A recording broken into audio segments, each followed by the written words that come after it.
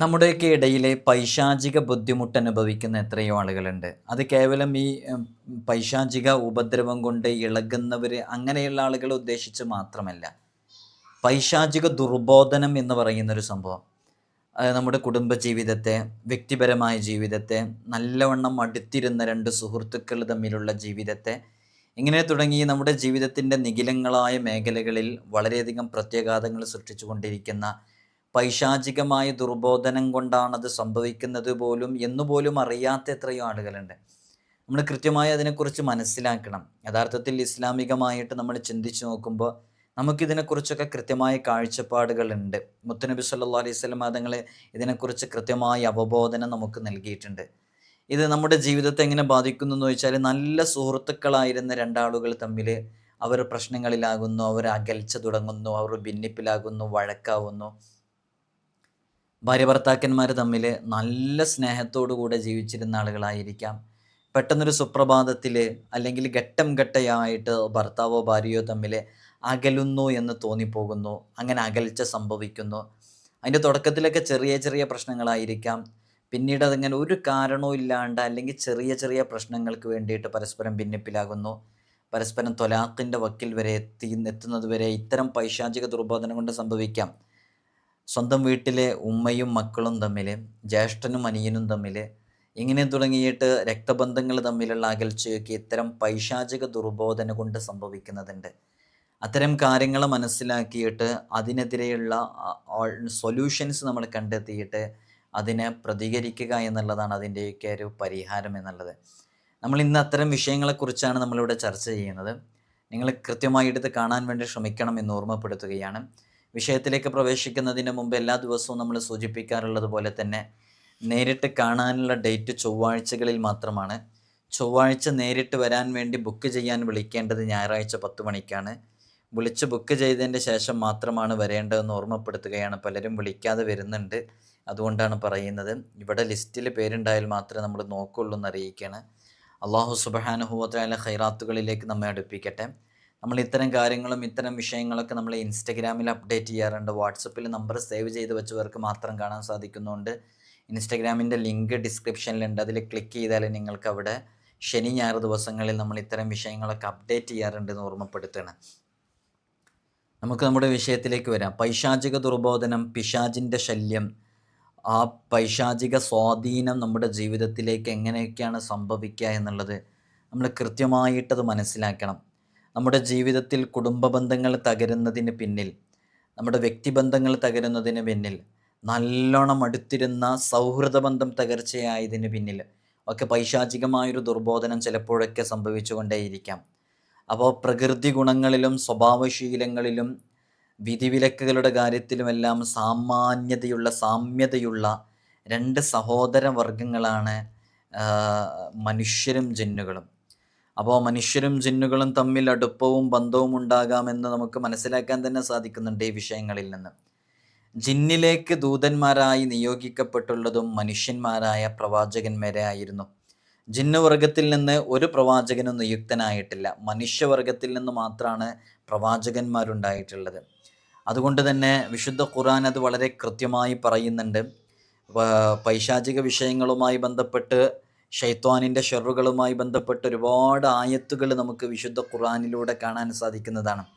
അപ്പോൾ അല്ലാഹു സുബ്ഹാനഹു വ തആലയോട് ശപഥം ചെയ്തിറങ്ങിയതാണ് യഥാർത്ഥത്തിൽ ഇബ്ലീസ് എന്ന് പറയുന്നത്.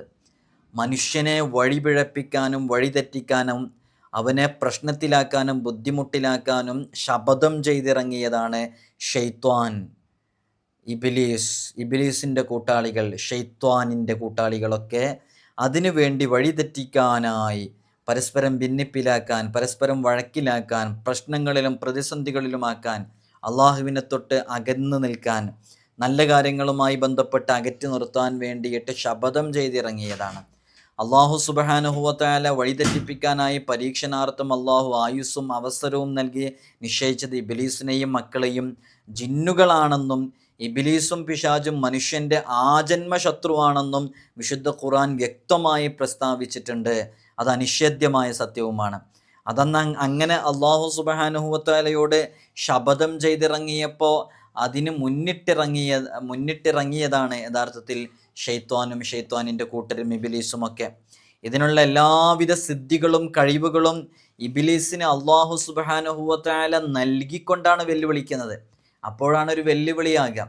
ആദം നബി അലൈഹി സ്വലാത്തു വസ്സലാമിൻ്റെ മുമ്പിൽ സുജൂദ് ചെയ്യാൻ വേണ്ടി കൽപ്പിക്കുകയും സുജൂദ് ചെയ്യാതെ ഫസജദൂ ഇല്ലാ ഇബ്ലീസ്, വിശുദ്ധ ഖുർആൻ പറയുന്നതാണ്, ഇബ്ലീസ് ഒഴികെ എല്ലാവരും സുജൂദ് ചെയ്തു. അബാ വസ്തക്ബറ, ഇബ്ലീസ് വിലങ്ങി നിന്നു, അവൻ കിബ്ർ കാണിച്ചു. അപ്പോൾ അങ്ങനെ ശപഥം ചെയ്തിറങ്ങിയതാണ്. അപ്പോൾ അള്ളാഹു ആ ശപഥം ചെയ്തത് അങ്ങനെ ചെയ്യാൻ പറ്റുമെന്നുണ്ടെങ്കിൽ അള്ളാഹു കഴിവ് കൊടുത്തിട്ടാണ് പറയുന്നത്. അതിനുള്ള എല്ലാ കഴിവുകളും കൊടുത്ത് ഒരു വെല്ലുവിളി കണക്കെ അള്ളാഹു നിർദ്ദേശിച്ച് വെല്ലുവിളിച്ചതാണ്. നിനക്ക് അങ്ങനെ ചെയ്യാൻ പറ്റുന്നുണ്ടെങ്കിൽ നീ അങ്ങനെ ചെയ്യ്, ഞാനൊന്ന് നോക്കട്ടെ. നിനക്ക് ഞാൻ അന്ത്യനാളിൻ്റെ നിശ്ചിത സമയം വരെ മനുഷ്യ മക്കളെ വഴിതെറ്റിക്കാനുള്ള അവസരവും ആയുസ്സും നൽകിയിരിക്കുന്നു. നീ അവരിലേക്ക് ചൊല്ലുക. നിനക്കും അവരിൽ നിന്ന് നിന്നോട് പിൻപറ്റുന്നവർക്കും നരകമാണ് ശിക്ഷ. ഇതൊക്കെ വിശുദ്ധ ഖുർആനിൻ്റെ ആയത്തിലുള്ളതാണ്. സൂറത്തുൽ ഇസ്രാ നോക്കിയാൽ നമുക്ക് കൃത്യമായി കാണാൻ സാധിക്കും. ഖാല ഇദ്ഹബ് ഫമൻ തബിഅക മിൻഹും ഫഇന്ന ജഹന്നമ ജസാഉക്കും ജസാഅം മൗഫൂറ. നിനക്കും നിന്നോട് പിൻപറ്റിയവർക്കുമാണ് നരകം തയ്യാർ ചെയ്തിട്ടുള്ളത്. നിന്റെ സംഗീതവും നിന്റെ ഉപകരണങ്ങളും നിന്റെ വിനോദവും കൊണ്ടുൾ മനുഷ്യമക്കളിൽ നിന്നാവുന്നവരെയൊക്കെ നീ ആകർഷിച്ചു കൊണ്ടേയിരിക്കുക. നിന്റെ കാലാൾപ്പടയെയും കുതിരപ്പടയെയും എല്ലാം അവർക്കെതിരെ നിനക്ക് തിരിച്ചുവിടാം. അവരുടെ സമ്പത്തുകളിലും മക്കളിലുമെല്ലാം നിനക്ക് പങ്കുപറ്റാം. മോഹന വാഗ്ദാനങ്ങൾ നൽകി അവരെ വഞ്ചിക്കാൻ നോക്കുക. എന്നാൽ എൻ്റെ ഇഷ്ടദാസന്മാരുടെ മേൽ നിനക്ക് യാതൊരു അധികാരവും ലഭിക്കുന്നതല്ല. സൂറത്തുൽ ഇസ്രായിൻ്റെ 63 മുതൽ 65 വരെയുള്ള ആയത്തുകളിൽ ഈ ഒരു വാക്യം നമുക്ക് കാണാൻ സാധിക്കും. അള്ളാഹു പറയുന്നുണ്ട്, ഇന്ന ഇബാദി ലൈസ ലക അലൈഹിം സുൽത്താൻ. എൻ്റെ ഇഷ്ടപ്പെട്ട എൻ്റെ അടിമകളുണ്ട്, ആ അടിമകളെ നിനക്കൊരു ചുക്കും ചെയ്യാൻ പറ്റൂല എന്ന് പറയുന്നുണ്ട്. അതാണ് നമ്മുടെ ഇന്നത്തെ വിഷയത്തിൻ്റെ പ്രാധാന്യവും. ഏത് പൈശാചിക ഉപദ്രവവും ഷെയ്ത്വാനിൻ്റെ പ്രശ്നങ്ങളൊക്കെ മറികടക്കാനുള്ള നല്ല സൊല്യൂഷൻസ് ഇവിടെ പറഞ്ഞു തരുന്നുണ്ട്. നിങ്ങൾ കൃത്യമായിട്ടത് മനസ്സിലാക്കാം. ഷെയ്ത്വാൻ അതിനു വേണ്ടിയിട്ട് എല്ലാ വിഷയങ്ങളിലും വശാരിക്കുഹും ഫിൽ അംവാലി വൽ ഔലാദ്, നമ്മുടെ മക്കളിൽ നമ്മുടെ സമ്പത്തിൽ എന്തെല്ലാം വിഷയങ്ങളിൽ ഇടപെട്ടിട്ട് നശിപ്പിക്കാനും ബുദ്ധിമുട്ടാക്കാനും പ്രശ്നങ്ങളിലാക്കാനും അവർ ശ്രമിച്ചു കൊണ്ടേയിരിക്കും. അങ്ങനെ ശ്രമിക്കാനും അള്ള പറയുന്നുണ്ട് വെല്ലുവിളി എന്നോണം. അപ്പോൾ നമ്മുടെ കുടുംബജീവിതത്തിലും നമ്മുടെ മക്കളിലും നമ്മുടെ എല്ലാ വിഷയങ്ങളിലും പൈശാചിക ദുർബോധനയും പൈശാചിക ഉപദ്രവങ്ങളൊക്കെ ഉണ്ടായിക്കൊണ്ടേയിരിക്കും. പക്ഷെ അള്ള തന്നെ അവിടെ പറയുന്നുണ്ട്, ഇന്ന ഇബാദി ലൈസ ലക അലൈഹിം സുൽത്താൻ വകഫാ ബിറബ്ബിക വകീല. എൻ്റെ ഇഷ്ടപ്പെട്ട അടിമകളുണ്ട്, എൻ്റെ അടിമകൾ, എൻ്റെ ഇഷ്ടദാസന്മാർ, അവർക്ക് മേൽ യാതൊരു അധികാരവും നിനക്ക് ചെലുത്താൻ സാധിക്കുകയില്ല എന്നല്ല പറയുന്നുണ്ട്. നോക്കൂ, ആരാണ് അള്ളാഹുവിൻ്റെ ഇഷ്ടപ്പെട്ട ദാസന്മാർ? ഞാൻ ഇൻഷാ അല്ലാഹ് പൈശാചിക മേഖലകളൊക്കെ വിശദീകരിക്കണം. അതിൻ്റെ മുമ്പ് ഇതൊന്ന് പറഞ്ഞ് അവസാനിപ്പിക്കട്ടെ. ആരാണ് അള്ളാഹുവിൻ്റെ ഇഷ്ടമുള്ള ദാസന്മാർ? അവർ അമ്പിയാക്കളാണ്, അവർ ഔലിയാക്കളാണ്. അവരെല്ലാം എല്ലാ മനുഷ്യരെയും ആകർഷിക്കുവാനും വഴിതെറ്റിക്കുവാനും അവരുടെ മക്കളിലും സമ്പത്തുകളിലും പങ്കുപറ്റാനും അധികാരവും കഴിവും നൽകിക്കൊണ്ട് അള്ളാഹു മനുഷ്യൻ്റെ ആജന്മശത്രുവായി നിശ്ചയിച്ച ഇബ്ലീസിനും പിശാചുകൾക്കും ഇതിന് കഴിയില്ലെങ്കിൽ മനുഷ്യവർഗത്തെ അവരെ കൊണ്ട് പരീക്ഷിച്ചതിനർത്ഥം എന്താണുള്ളത്? മനുഷ്യൻ്റെ എല്ലാ കർമ്മങ്ങളിലും ഇടപാടുകളിലും പിശാചുക്കൾക്ക് സ്വാധീനമുള്ളത് കൊണ്ടാണ് മുത്തുനബി സല്ലല്ലാഹു അലൈഹി വസല്ലം തങ്ങൾ അതിന് ചില പ്രത്യേക ദിക്റുകളൊക്കെ ചൊല്ലാൻ വേണ്ടി നമ്മളോട് പറഞ്ഞത്. നാം ഇടപെടുന്ന മേഖലയിൽ നമ്മളൊരു കച്ചവടം തുടങ്ങുകയാണ്, നമ്മളൊരു ബിസിനസ് തുടങ്ങുകയാണ്, നമ്മുടെ വൈവാഹിക വിഷയത്തിലേക്ക് ഇറങ്ങുകയാണ്, നമ്മുടെ ദാമ്പത്യ ജീവിതത്തിലേക്ക് ഇറങ്ങുകയാണ്, നമ്മൾ കുടുംബ ജീവിതത്തിലേക്ക് ഇറങ്ങുകയാണ്, നമ്മളെ മക്കൾ സ്കൂളിലേക്ക് പഠിക്കാൻ വേണ്ടി പോവുകയാണ്. ഇങ്ങനെ ദൈനംദിന ജീവിതത്തിൽ നമ്മൾ എന്ത് ചെയ്യുന്നോ ആ ചെയ്യുന്ന എല്ലാ പ്രവർത്തനങ്ങളിലും പിശാചിൻ്റെ ഒരു ഇടപെടലുണ്ട്, പൈശാചിക ഉപദ്രവങ്ങളുണ്ട്, പൈശാചിക ബുദ്ധിമുട്ടുകൾ ആ മേഖലകളിലൊക്കെ ഉണ്ടാകും എന്നുള്ളത് കൊണ്ടാണ് അള്ളാഹു സുബ്ഹാനഹു വ തആലയുടെ അള്ളാഹുവിൻ്റെ വഹയ്യ് കൊണ്ടല്ലാതെ പറയാത്ത അഷ്റഫുൽ ഖൽഖ് മുഹമ്മദുർ റസൂലുള്ളാഹി സ്വല്ലല്ലാഹു അലൈഹി വസല്ലം തങ്ങളെ എത്രയോ തവണ പറഞ്ഞിട്ടുണ്ട് ബിസ്മി ചൊല്ലിക്കൊണ്ട് ഏത് പ്രവൃത്തിയും ആരംഭിക്കാൻ. അതെന്തിനാണ് അങ്ങനെ പറയുന്നത്? അത് പൈശാചിക ഉപദ്രവങ്ങളും പൈശാചിക ബുദ്ധിമുട്ടുകളും ഇല്ലാതെ നല്ല ബറക്കത്തുണ്ടാവാൻ വേണ്ടിയിട്ടാണ്. അള്ളാഹുവിൻ്റെ നാമം ഉച്ചരിച്ചും പ്രത്യേകമായ ദിക്റുകൾ ചൊല്ലിയിട്ടും ഉരുവിട്ടുമൊക്കെ നമ്മൾ ഓരോ വിഷയത്തിലേക്ക് ഇറങ്ങുമ്പോൾ പിശാചിൻ്റെ ഉപദ്രവത്തിൽ നിന്നും രക്ഷ നേടാൻ കഴിയും എന്നുള്ളത് കൊണ്ടാണ് അങ്ങനെ നിർവഹിക്കുന്നത്. അപ്പോൾ പൈശാചികമായ ഉപദ്രവം ഉണ്ടാകും എന്നുള്ളത് കൊണ്ടാണ് പ്രത്യേകമായ കാവലിനുള്ള മന്ത്രങ്ങൾ, അതിനുള്ള ദിക്റുകൾ, ദുആകൾ, നമ്മൾ ഭക്ഷണം കഴിക്കുമ്പോൾ, നമ്മൾ പാനീയം കുടിക്കുമ്പോൾ, നമ്മൾ പാത്രങ്ങൾ അടച്ചു വെക്കുമ്പോൾ, നമ്മൾ കിച്ചണിൽ ഉൾപ്പെടെയുള്ള വിഷയങ്ങളിലേക്ക് ഇടപെടുമ്പോഴൊക്കെ മുത്തനബി സല്ലല്ലാഹു അലൈഹി വസല്ലം തങ്ങൾ പ്രത്യേകമായിട്ട് നമ്മോട് നിർദ്ദേശിച്ചത് ഇത്തരം ഉപദ്രവങ്ങളിൽ നിന്ന് രക്ഷ നേടാൻ വേണ്ടിയിട്ടാണ്. അത് വിശുദ്ധ ഖുർആനിലെ സൂറത്തുൽ ഇസ്രായിൽ നേരത്തെ നമ്മൾ ഓതിയ ആ ആയത്തുമായി ബന്ധപ്പെട്ട് നമ്മുടെ എല്ലാ മേഖലകളിലും പൈശാചികമായ ഒരു പ്രയാസവും ബുദ്ധിമുട്ടൊക്കെ ഉണ്ടാകുമെന്ന് പറയുന്നുണ്ടല്ലോ. അപ്പോൾ ഹബീബായ സല്ലല്ലാഹു അലൈഹി വസല്ലം തങ്ങൾ കേവലം നമ്മുടെ ഹൃദയങ്ങളിലേക്ക് പിശാചിന് നമ്മുടെ മേൽ യാതൊരു ബുദ്ധിമുട്ടും ഉണ്ടാകാതിരിക്കാൻ, ഒരു ദുർബോധനവും നമ്മുടെ ഹൃദയത്തിലേക്ക്, മനസ്സിലേക്ക് നൽകാതിരിക്കാൻ വേണ്ടിയിട്ട് ഹബീബായ സല്ലല്ലാഹു അലൈഹി വസല്ലം തങ്ങൾ അവിടുന്ന് കൃത്യമായി ചില കാര്യങ്ങൾ നമ്മോട് നിർദ്ദേശിച്ചിട്ടുണ്ട്. നിങ്ങൾക്കറിയുമോ, പിശാചു തൻ്റെ സിംഹാസനം വെള്ളത്തിനുമേൽ, സമുദ്രത്തിനുമേൽ വെക്കും. ശേഷം തൻ്റെ സൈന്യങ്ങളെ മനുഷ്യരിലേക്ക് പറഞ്ഞേക്കും. ഇങ്ങനെ നിയോഗിക്കപ്പെടുന്ന സൈന്യത്തിൽ നിന്ന് ജനങ്ങളെ നാശപ്പെടുത്തുന്നതിൽ ഏറ്റവും വലിയവനാരോ അവനാണ് ഇബ്ലീസിൻ്റെ സമീപം ഏറ്റവും പദവിയുള്ളവൻ. പിശാച് ഒരു കൂട്ടമാണ്. അതിൽ അവരിങ്ങനെ ഓരോരുത്തരിങ്ങനെ പറഞ്ഞേക്കും. അതിൻ്റെ നേതാവ് ഇബ്ലീസ് എല്ലാവരും ഇങ്ങനെ ഒരുപാട് സൈന്യങ്ങളുണ്ട്. ആ സൈന്യങ്ങളിൽ നിന്ന് ഓരോരുത്തരെയും പറഞ്ഞേക്കും. വെള്ളത്തിന് മുകളിൽ ഇങ്ങനെ നിൽക്കും അവർ. എന്നിട്ട് ഓരോരുത്തരെ പറഞ്ഞേക്കും. അങ്ങനെ പറഞ്ഞയച്ചിട്ട് ആരാണോ മനുഷ്യരെ ഏറ്റവും കൂടുതൽ കുഴപ്പത്തിലും ഭിന്നിപ്പിലും പ്രശ്നങ്ങളിലും ആക്കുന്നത്, അവരിറങ്ങിപ്പോവുകയാണ് ഓരോ വീട്ടിലേക്ക്, ഓരോ സ്ഥലങ്ങളിലേക്ക് ഇറങ്ങിപ്പോയിട്ട് അവിടെ പ്രശ്നങ്ങൾ ഉണ്ടാക്കുന്നു, പ്രതിസന്ധികൾ ഉണ്ടാക്കുന്നു, പരസ്പരം ഭിന്നിപ്പിലാക്കുന്നു, അങ്ങനെ കുടുംബ ബന്ധം തകർക്കുന്നു. ഇങ്ങനെ തിരിച്ചു വരുമ്പോൾ ആരാണോ ഏറ്റവും കൂടുതൽ കുഴപ്പമുണ്ടാക്കിയത് അവരാണ് ഇബ്ലീസിൻ്റെ ഏറ്റവും അടുത്ത സമീപസ്ഥരായിട്ടുള്ള, ഏറ്റവും അടുത്ത പദവിയിലുള്ളയാൾ. അവരിൽ ഇങ്ങനെ പോയിട്ടുള്ള ആൾക്കാർ വന്ന് പറയും, ഞാൻ ഇന്ന മനുഷ്യനെ സമീപിച്ചു, അവനെ കിട്ടുന്നില്ല, അവനെ വിടാതെ ഒപ്പം കൂടി. അങ്ങനെ ഞാൻ വരുമ്പോൾ അവർ ഇന്നിന്ന വാക്കുകൾ പറയുകയാണ്. ഇബ്ലീസ് പ്രതികരിക്കും, അത് മതിയായില്ല, നീ ഒന്നും ചെയ്തിട്ടില്ല. മറ്റൊരാൾ വന്നിട്ട് പറയും, ഞാനിങ്ങനെ ഇന്നാലിന്ന മനുഷ്യൻ്റെ കൂടെ കൂടി അവനെയും അവൻ്റെ വീട്ടുകാരെയും തമ്മിൽ തെറ്റിച്ചിരിക്കുന്നു, അപ്പോൾ അവർ പിണക്കത്തിലായിരിക്കുന്നു.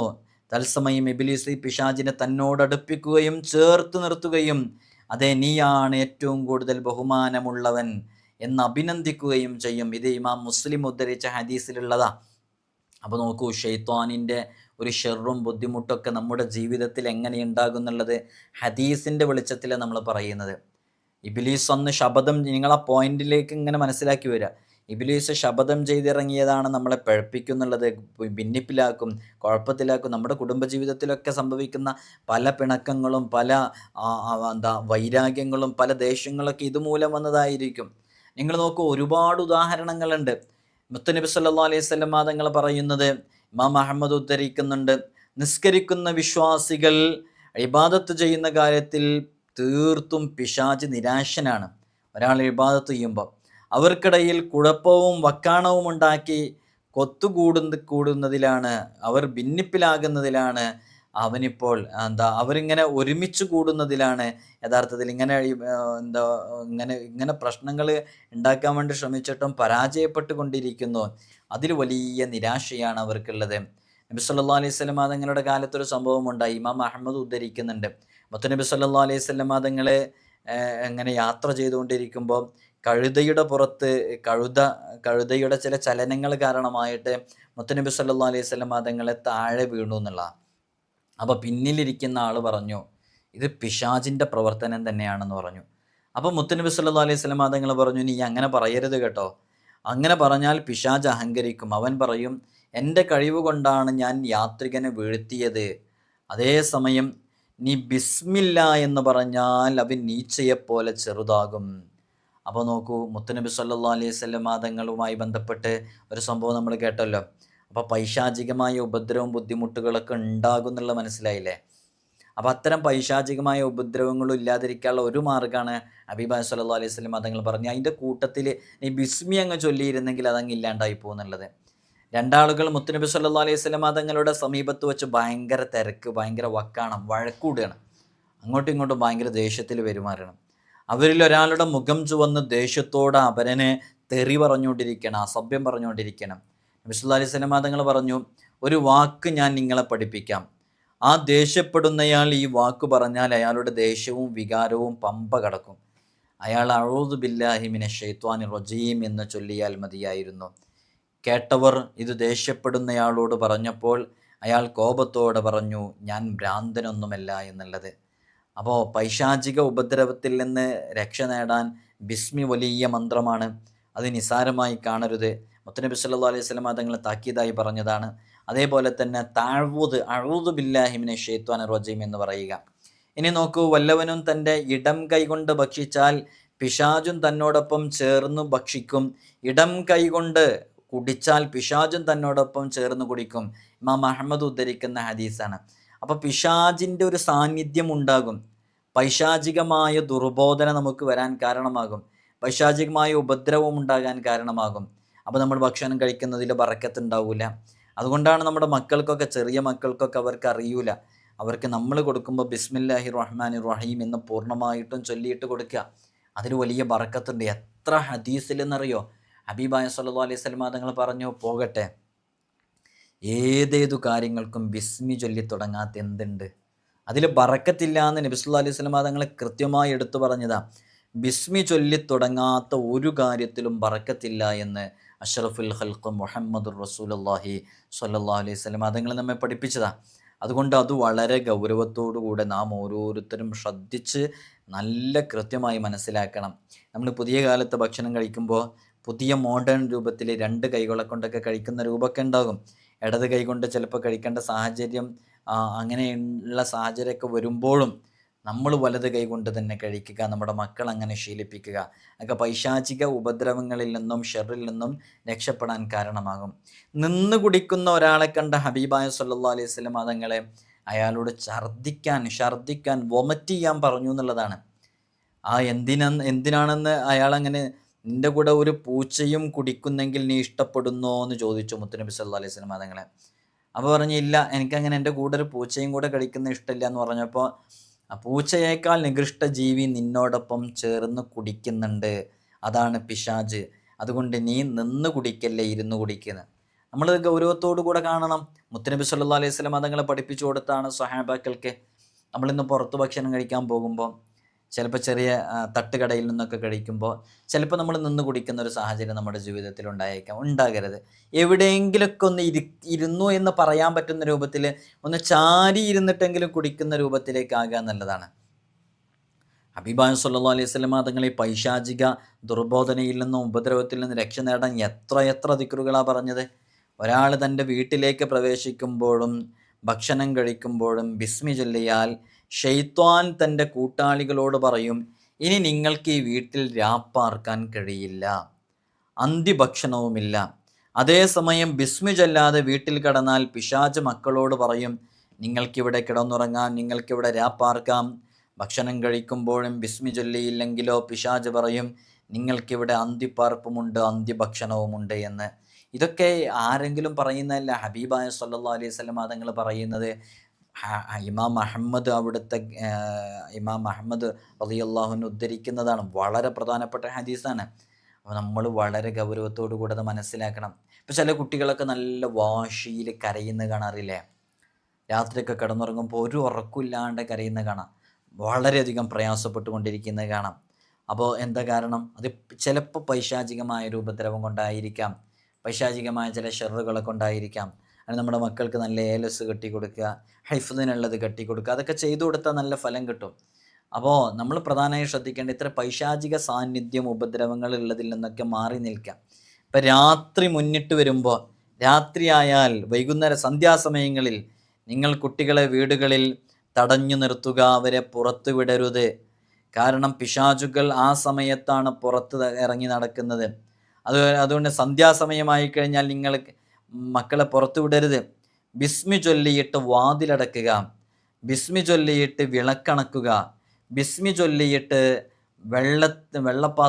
പാത്രങ്ങൾക്കൊക്കെ അതിന് മൂടി വയ്ക്കുക, ബിസ്മി ചൊല്ലിയിട്ട് അതിൻ്റെ എല്ലാ വിഷയങ്ങളിലേക്കും നിങ്ങൾ പ്രവേശിക്കുക. അപ്പോൾ സന്ധ്യാസമയമായി കഴിഞ്ഞാൽ, സൂര്യൻ അസ്തമിക്കുന്ന സമയം, ആ സമയത്തൊക്കെ യഥാർത്ഥത്തിൽ പൈശാചികമായ വിഷയങ്ങളൊക്കെ കൂടുതൽ പിശാചുക്കളൊക്കെ പുറത്തിറങ്ങി നടക്കുന്ന സമയമാണ്. കുട്ടികളിലേക്ക്, സ്ത്രീകളിലേക്കൊക്കെ ഇത് പെട്ടെന്ന് ഇങ്ങനെ വന്നുകൊണ്ടിരിക്കും ഇതിൻ്റെ ഷെറുകൾ. അപ്പോൾ അത്തരം വിഷയങ്ങളൊക്കെ ഇല്ലാതിരിക്കാൻ വേണ്ടിയിട്ട് പ്രധാനമായിട്ട് ആ സമയത്ത് കുട്ടികളെ പുറത്തിറക്കാതിരിക്കുക. അതേപോലെ തന്നെ ബിസ്മി ചൊല്ലിയിട്ട് പാത്രം മൂടി വെക്കുക. ഇങ്ങനെ നബി സല്ലല്ലാഹു അലൈഹി വസല്ലം തങ്ങൾ പറഞ്ഞ ഇമാം ബുഖാരി ഉദ്ധരിക്കുന്ന ഹദീസാണത്. വാതിലുകൾ പൂട്ടുക, പാത്രങ്ങൾ അടച്ചു വെക്കുക, വെള്ളപാത്രങ്ങൾക്ക് മൂടിയിടുക, വിളക്കണക്കുക. കാരണം പിശാച് ബിസ്മി ചൊല്ലി പൂട്ടിയ വാതിൽ ഒരിക്കലും തുറക്കില്ല, മൂടി നീക്കാൻ കഴിയുകയില്ല, പാത്രം തുറക്കാൻ കഴിയുകയില്ല. അപ്പോൾ നോക്കൂ നിങ്ങൾ, ഒരു ഗ്ലാസ് ബിസ്മി ചൊല്ലിയിട്ട് മൂടി, എന്നാൽ അതിൽ നിന്ന് പിശാചിൻ്റെ സാന്നിധ്യം ഉണ്ടാകില്ല. ഒരു ഒരു ഒരു ഭക്ഷണത്തിൻ്റെ പാത്രം അങ്ങനെയാണ് മൂടിയത്, വാതിലുകൾ അങ്ങനെയാണ് അടച്ചത്, എന്നാൽ അവർക്കതിലേക്ക് പ്രവേശിക്കാൻ കഴിയൂല.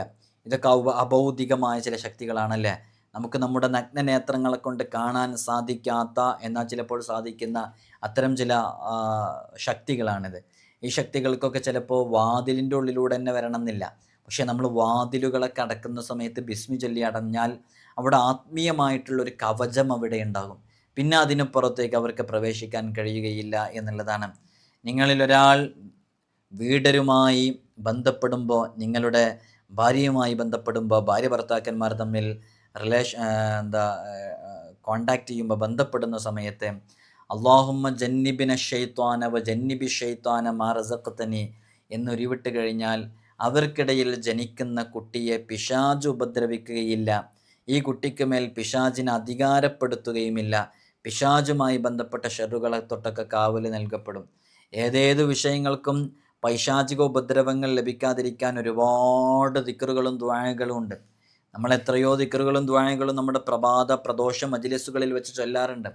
വിർദുൽ ലത്തീഫിലൊക്കെ ഒരു പിടിയോളമുണ്ട്. റബ്ബി അഊദു ബിക മിൻ ഹമസാത്തി ഷയാത്തീൻ വ അഊദു ബിക റബ്ബി അൻ യഹ്ളുറൂൻ അഊദു ബികലിമാത്തില്ലാഹി താമ്മാതി മിൻ ശർരി മാ ഖലഖ് അഊദു ബികലിമാത്തില്ലാഹി താമ്മത്തി മിൻ കുല്ലി ശൈത്വാനിൻ വഹാമ്മ വമിൻ കുല്ലി ഐനിൻ ലാമ്മ. ഒരുപാട് തഅവൂദിൻ്റെ പദങ്ങളുണ്ട്. ഇപ്പോൾ നമ്മൾ ഭാര്യ ഭർത്താക്കന്മാർ തമ്മിൽ കോണ്ടാക്ട് ചെയ്യുമ്പോൾ നിർബന്ധമായിട്ടും നമ്മൾ ചൊല്ലിയിരിക്കേണ്ടതാണ് അല്ലാഹുമ്മ ജന്നിബിന ഷൈത്വാന വ ജന്നിബി ഷൈത്താന മാ റസഖ്തനി എന്നുള്ളത്. അതേപോലെ തന്നെ അങ്ങനെ ഉണ്ടാകുന്ന കുട്ടികളിൽ പൈശാചികമായ ഉപദ്രവങ്ങൾ ഉണ്ടാകൂല. അപ്പോൾ നമ്മൾ ഇന്നിങ്ങനെ ഇളകിക്കൊണ്ടിരിക്കുന്ന, ഇന്ന് പൈശാചിക ഉപദ്രവങ്ങൾ നന്നായിട്ട് ബാധിച്ചുകൊണ്ടിരിക്കുന്ന ഇത്തരം കുട്ടികൾക്കൊക്കെ വളരെ ചെറുപ്പത്തിൽ തന്നെ ഇതിൻ്റെ ലക്ഷണങ്ങൾ ഇങ്ങനെ കാണിച്ചിങ്ങനെ വന്നിരിക്കും. അപ്പോഴൊന്നും നമ്മൾ അവരിലുള്ള പൈശാചികമായ ഇത്തരം സാന്നിധ്യങ്ങൾ തിരിച്ചറിഞ്ഞിട്ടുണ്ടാകില്ല. അങ്ങനെ ഇവർ പ്രായപൂർത്തിയായൊക്കെ കഴിഞ്ഞാൽ ഇബാദത്തിലൊക്കെ കുറച്ച് കണിശത രക്ഷിതാക്കൾ ഉണ്ടാക്കും. അപ്പോൾ ഇബാദത്തിലുള്ള ഈ കണിശതയും ഈ പിശാചിൻ്റെ ലക്ഷ്യവും തമ്മിൽ വൈരുദ്ധ്യമാകണം. അതുകൊണ്ടാണ് ആ സമയത്ത് അവർ കൂടുതൽ ഇളകി പറയലും പലതും വിളിച്ചു പറയലൊക്കെ ചെയ്യുന്നത്. ഏതെങ്കിലും സ്ഥലത്തേക്ക് നമ്മൾ മന്ത്രിക്കാൻ വേണ്ടി കൊണ്ടുപോകുമ്പോൾ, ഏതെങ്കിലും ആത്മീയമായ പരിഹാരം നടത്താൻ വേണ്ടി ഉസ്താദുമാരുടെ അടുക്കലോ തങ്ങന്മാരുടെ അടുത്തോ കൊണ്ടുപോകുമ്പോൾ പെട്ടെന്ന് ഇളകാൻ കാരണം എന്താ? പിശാചിൻ്റെ ലക്ഷ്യവും ഈ ഇവിടെ നിന്ന് നിർദ്ദേശിക്കപ്പെടുന്ന നിർദ്ദേശവും തമ്മിൽ അങ്ങോട്ടും ഇങ്ങോട്ടും മുഗായറത്ത്, അതിന് മുഖാലിഫായതുകൊണ്ടാണ്. അതുകൊണ്ടാണ് പെട്ടെന്ന് അത്തരം സന്ദർഭങ്ങളിലൊക്കെ ഇളകുന്നത്. അപ്പോൾ നമ്മൾ കൃത്യമായിട്ട് മനസ്സിലാക്കേണ്ടത്, തുടക്കം മുതലേ നമ്മൾ ശ്രദ്ധയോടുകൂടെ ഇതിലേക്ക് ഇറങ്ങിയാൽ വലിയ ബറക്കത്ത് ലഭിക്കും, പൈശാചിക ഉപദ്രവങ്ങളിൽ രക്ഷ നേടാൻ സാധിക്കും. അപ്പോൾ നമ്മളൊക്കെ ഉറങ്ങുന്ന സമയത്ത് പിശാച് നമ്മുടെ മൂർദാവിൽ 3 കെട്ടുകൾ കെട്ടുന്ന ആളാണ്. ഇമാം ബുഖാരി ഉദ്ധരിക്കുന്ന ഹദീസാണ്. ആ 3 കെട്ടുകൾ കെട്ടിയിട്ട് ഓരോ കെട്ടിന്മേലും രാത്രി സുദീർഘമാണ് ഉറങ്ങിക്കൊള്ളുക എന്ന് മുദ്രണം ചെയ്യും. ഉറക്കിൽ നിന്ന് എഴുന്നേറ്റ് ദിക്റ് ചൊല്ലിയാൽ ഒരു കെട്ടഴിയും. ഉറക്കിൽ നിന്ന് എഴുന്നേറ്റ് ദിക്റ് ചൊല്ലിയിട്ട് വുളു എടുത്താൽ 2ാമത് കെട്ടഴിയും. നിസ്കരിച്ചു കഴിഞ്ഞാൽ കെട്ടുകളെല്ലാം അഴിയും. അതോടെ അവൻ്റെ മനസ്സ് പരിശുദ്ധനായി ഉന്മേഷവാനായി അവൻ മാറും. ഇത് ചൊല്ലിയില്ലെങ്കിലോ മനസ്സ് ദുഷിച്ച മടിയനായി മാറുകയും ചെയ്യും. നിങ്ങൾ നോക്കൂ, ഇമാം ബുഖാരി ഉദ്ധരിച്ച ഹദീസാണ്, സ്വഹീഹായ ഹദീസാണ്. ഇത് കൃത്യമായിട്ട് ഹദീസിൽ വന്നതാണ്. മുത്തുനബി സല്ലല്ലാഹു അലൈഹി വസല്ലം തങ്ങൾ പറഞ്ഞതാണ്. യാഥാർത്ഥ്യമില്ലാത്തതൊന്നും ഹബീബായ തങ്ങൾ പറയുന്നില്ല. വമാ യന്തിഖു അനിൽ ഹവാ ഇൻ ഹുവ ഇല്ലാ വഹ്യു യൂഹ. അള്ളാഹുവിൻ്റെ വഹ്യ് പ്രകാരമാണ് അവിടുന്ന് ഉച്ചരിക്കുന്നതെല്ലാം. അതുകൊണ്ട് വളരെയധികം ഗൗരവത്തോടുകൂടെ മനസ്സിലാക്കുക. നമ്മൾ രാവിലെ സുബഹിക്ക് എഴുന്നേൽക്കാതെ കിടന്നുറങ്ങുമ്പോൾ യഥാർത്ഥത്തിൽ മനസ്സ് ദുഷിച്ച് പൈശാചിക ദുർബോധനയോടുകൂടെയാണ് യഥാർത്ഥത്തിൽ അവൻ പ്രഭാതത്തിലേക്ക് പ്രവേശിക്കുന്നത്. നിങ്ങൾ ഉറക്കിൽ നിന്ന് എഴുന്നേറ്റാൽ വുളൂ ചെയ്യുമ്പോൾ 3 പ്രാവശ്യം മൂക്കിൽ വെള്ളം കയറ്റിയിട്ട് ചീറ്റണം. കാരണം പിശാചവൻ്റെ തരിമൂക്കിന്മേൽ രാപ്പാർക്കും. ഇത് മുത്തഫഖുൻ അലൈഹി ഹദീസാണ്. മുത്തഫഖുൻ അലൈഹി എന്ന് പറഞ്ഞാൽ ഹദീസിൻ്റെ ലോകത്ത് അറിയപ്പെട്ട 2 പണ്ഡിതന്മാരാണ് ബുഖാരിയും മുസ്ലിമും റളിയല്ലാഹു അൻഹുമ. ബുഖാരി ഇമാമും മുസ്ലിം ഇമാമും റിപ്പോർട്ട് ചെയ്ത വളരെ പ്രധാനപ്പെട്ട ഒരു ഹദീസാണ്. നമ്മുടെ തരിമൂക്കിന്മേൽ പിശാച് രാപ്പാർക്കും. അതുകൊണ്ട് നിങ്ങൾ ഉറക്കിൽ നിന്ന് എഴുന്നേറ്റാൽ ഉടനെ വുളൂ ചെയ്യുമ്പോൾ 3 തവണ വായിൽ വെള്ളം മൂക്കിൽ വെള്ളം കയറ്റിയിട്ട് ചീറ്റണം. നിസ്കാരത്തിൽ നിങ്ങൾ സ്വഫുകൾ ചേർന്ന് നിൽക്കുക. സ്വഫുകൾക്കിടയിൽ അകലം വരാതെ അടുത്തു നിൽക്കുക. ചുമലുകൾ നേരെയാക്കുക. കാരണം മുഹമ്മദിൻ്റെ ശരീരം ഏതൊരുവൻ്റെ കയ്യിലാണോ അവനെ തന്നെയാണ് സത്യം. സ്വഫിൻ്റെ വിടവുകൾക്കിടയിലെ ചെറിയ ചെറിയ ആ വിടവുകൾക്കിടയിൽ പിശാച് അവിടെ കയറുന്നുണ്ട്.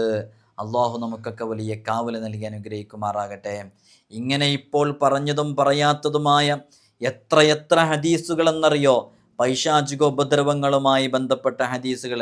നമ്മുടെ വീട്ടിലും നമ്മുടെ റോഡിലും നമ്മൾ ഭക്ഷണം കഴിക്കുമ്പോഴും നമ്മൾ ഭോഗിക്കുമ്പോഴും ഉറങ്ങുമ്പോഴും വിസർജനം ചെയ്യുമ്പോഴും ഇങ്ങനെ തുടങ്ങി ദൈനംദിന ജീവിതത്തിൽ നമ്മൾ പാത്രം അടച്ചു വെക്കുന്ന സമയം, വാട്ടർ ബോട്ടിൽ എടുത്തു വെക്കുന്ന സമയം, വീട്ടുപകരണങ്ങളുമായി ബന്ധപ്പെടുന്ന സമയം, നിസ്കാര പ്രവർത്തനങ്ങളുമായി ബന്ധപ്പെടുന്ന സമയം, ഇബാദത്തുകളിൽ ഏർപ്പെടുന്ന സമയം പിശാചുകൾക്കുള്ള സ്വാധീനവും സമ്പർക്കവും വളരെ വ്യക്തമാണെന്ന് ഈ ഹദീസുകളിൽ നിന്നൊക്കെ നമുക്ക് മനസ്സിലാക്കാൻ പറ്റും.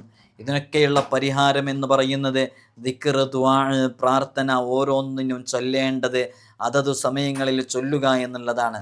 അത് കൃത്യമായി ചൊല്ലിയിട്ട് ഹബീബായ സല്ലല്ലാഹു അലൈഹി വസല്ലം തങ്ങൾ പറയുന്ന രൂപത്തിൽ നമ്മുടെ ജീവിതത്തിനെ ക്രമപ്പെടുത്തിയാൽ തീർച്ച ഇത്തരം ബുദ്ധിമുട്ടുകൾ നമ്മുടെ ജീവിതത്തിൽ ഉണ്ടാകുകയില്ല. പൈശാചിക ദുർബോധനകൾ ഉണ്ടാകുകയില്ല. ഒരു പിശാചിനും നമ്മെ സമീപിക്കാൻ പോലും കഴിയുകയില്ല. അതാണ് വിശുദ്ധ ഖുർആനിൽ തുടക്കത്തിൽ നാം ഓതി വച്ചിട്ടുള്ള വളരെ പ്രധാനപ്പെട്ട ആയത്ത്. സൂറത്തുൽ ഇസ്രായിലെ 65-ാമത്തെ ആയത്ത് അവസാനിക്കുന്നത് തന്നെ ഇങ്ങനെയാണ്: ഇന്ന ഇബാദി ലൈസ ലക അലൈഹിം സുൽത്താൻ വകഫാ ബിറബ്ബിക വകീലാ. അല്ലാഹുവിൻ്റെ ഇഷ്ടപ്പെട്ട അടിമകൾ. ആ ഇഷ്ടപ്പെട്ട അടിമകൾ ആരാ? ഇങ്ങനെ ഓരോ സമയത്തും ദിക്റുകളിലും ദുആകളിലും ആയിട്ട് അവൻ്റെ സമയം ചെലവഴിക്കുന്നത്.